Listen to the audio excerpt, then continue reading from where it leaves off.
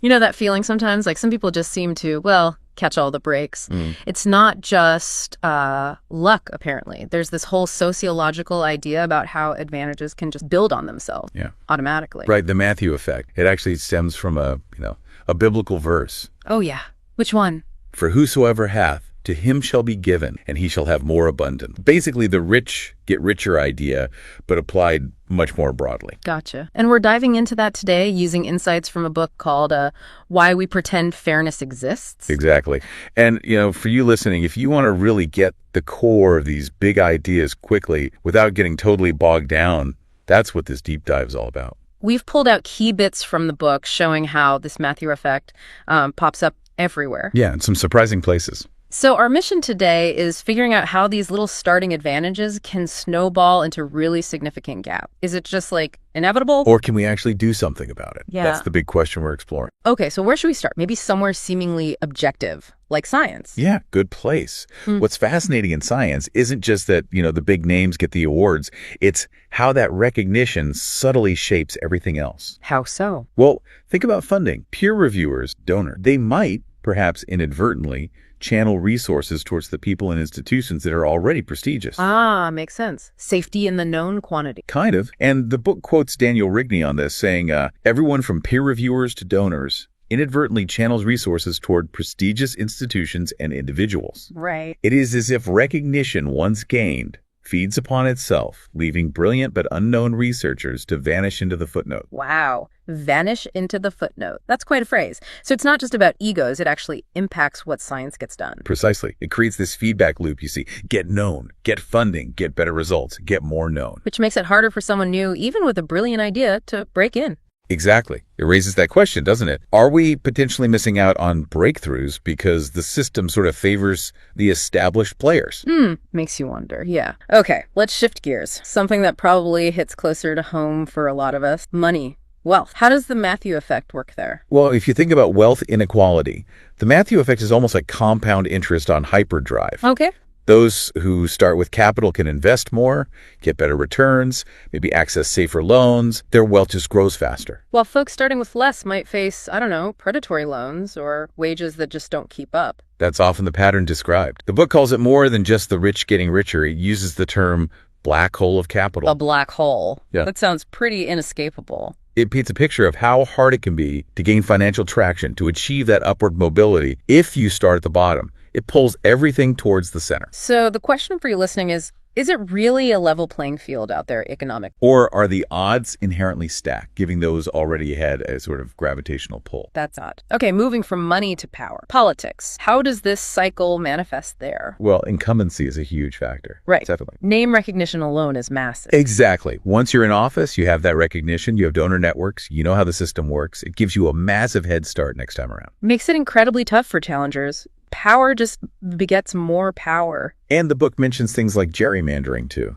Ah, manipulating the district maps. Yeah, basically drawing the lines to give your side an advantage before voting even starts. It's like stacking the deck. So the worry, according to the source, is that democracy can start to feel a bit like a performance. A bit like a show, yeah.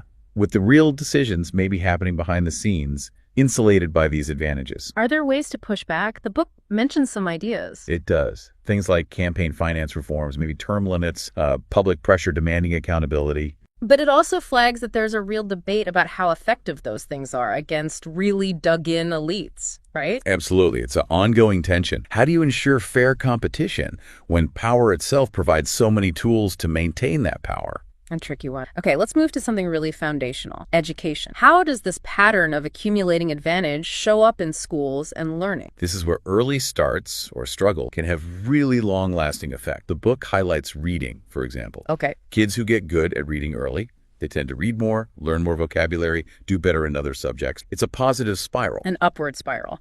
But the flip side. The flip side is tough. If a child struggles early on, maybe doesn't get the right support, they can fall behind, and that gap can just get wider and wider. The book actually uses that phrase, doesn't it? The word rich get richer while the word poor get poorer. Exactly. Applied specifically to literacy and educational outcome. Early advantage builds on itself, while early disadvantage can become a bigger and bigger hurdle. And resources play a role too, I assume. School funding. A huge role.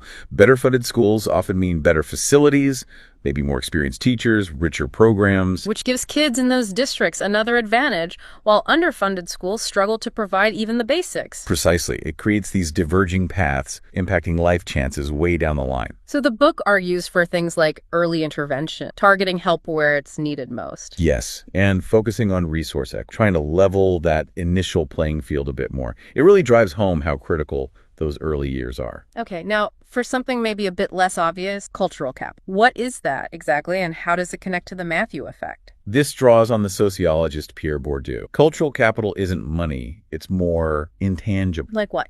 Like the way you speak, the social graces, the networks your family has, maybe exposure to things like classical music or art, even things like dinner table debates growing up. Ah, okay. Sort of the unspoken rules and assets of certain social IVs. That kind of thing, yeah. They act like invisible currencies. If you have them, you navigate certain spaces, elite universities, boardrooms more easily. You fit in. And if you don't?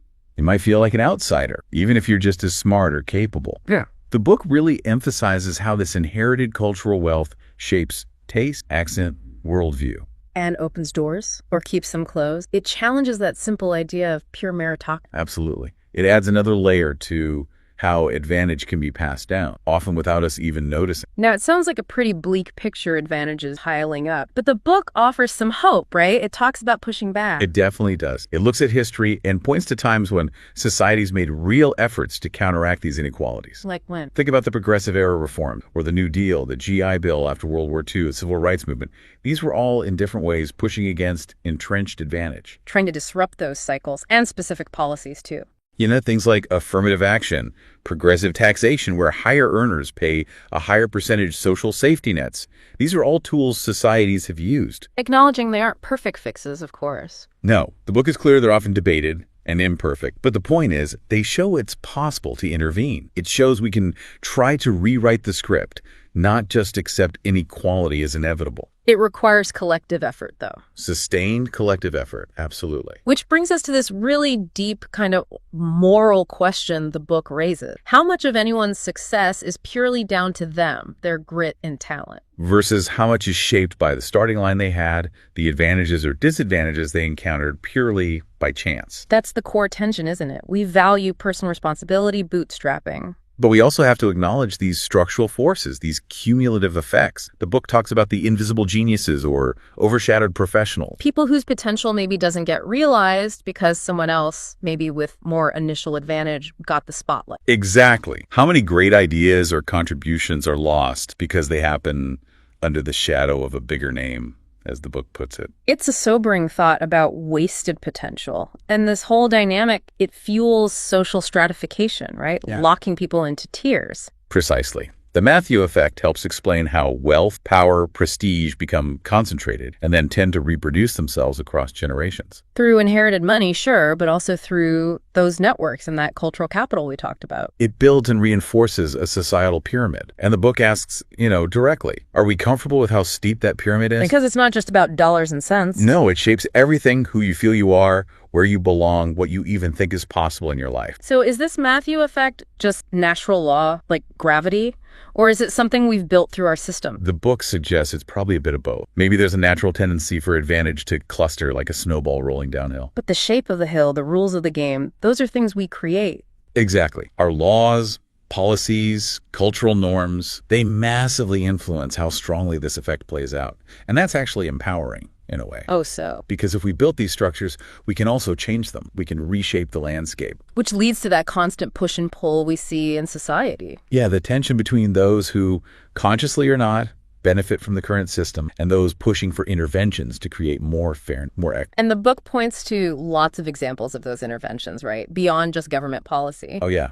Altruism, philanthropy, powerful social movements demanding change, things like antitrust laws to break up monopolies, pushing for universal education. All attempts to kind of curb that feedback loop. Exactly. To stop advantage from just endlessly begetting more advantage. The book ends on a note of, I'd say, cautious hope. It reminds us that history shows seemingly unstoppable forces can be challenged. That collective action can make a difference. Yes, that these illusions of fate can be dismantled. So as we wrap up, maybe something for you to reflect on. Where do you see yourself in this whole dynamic? Can you spot that spiral level of advantage or disadvantage in your own life or Yeah, how much of your own journey do you chalk up to pure effort, and how much might be tied to those broader systems we've been discussing? It brings us back to those core questions from the book. Is the Matthew effect just natural, or is it a social construct? Is this ever-widening gap inevitable? That tension between wanting to believe in pure self-determination and seeing the impact of structural advantage, it's a huge ongoing challenge, ethically and societally. Definitely something to keep thinking about. We hope this deep dive gave you some useful ways to frame those questions as you look at how advantage works in the world around you.